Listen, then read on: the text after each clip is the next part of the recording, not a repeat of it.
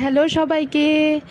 একঘেয়ে পটল খেতে কিন্তু আর ভালো লাগছে না, তাই ভাবছি পটলে কিছু নতুন রেসিপি ট্রাই করা যাক।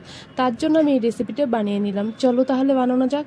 তার জন্য এখানে আমি পটল নিয়ে নিয়েছি। পটলটা কিন্তু আমি বেশি ডিপ করে কাটবো না, উপরে যে খোস মানে হালকা যে আঁশটা থাকে সেই আঁশগুলি বের করে নিব, নিয়ে মাঝখানে ফালা দিয়ে কেটে নেব, ভালোভাবে ধুয়ে নিব।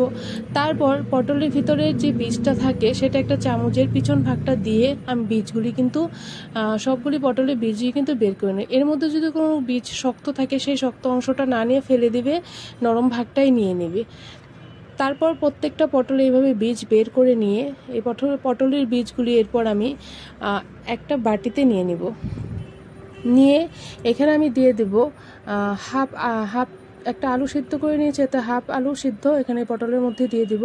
তারপর দিব কুচানো পেঁয়াজ আর কাঁচা লঙ্কা দিয়ে একটুখানি স্বাদ মতো নুন আর 1 চিমটি মতো হলুদ দিয়ে ভালোভাবে মেখে নিব।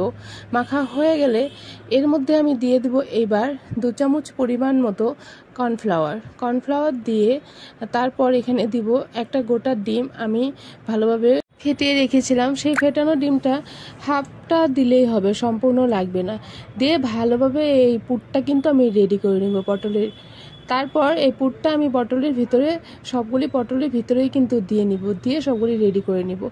তারপর এবার কড়াইতে তেল দিয়ে এই পটলগুলি এক এক করে সবগুলি পটল দিয়ে দিব, দিয়ে গ্যাসের ফ্লেমটা একদম মিডিয়াম করে আমি পটলটা ভেজে নেব। এক সাইডটা হলে অপর সাইডটা আমি আবার উল্টিয়ে দিব। এভাবে ভালোভাবে উল্টে পাল্টে পটলগুলি ভেজে নেব।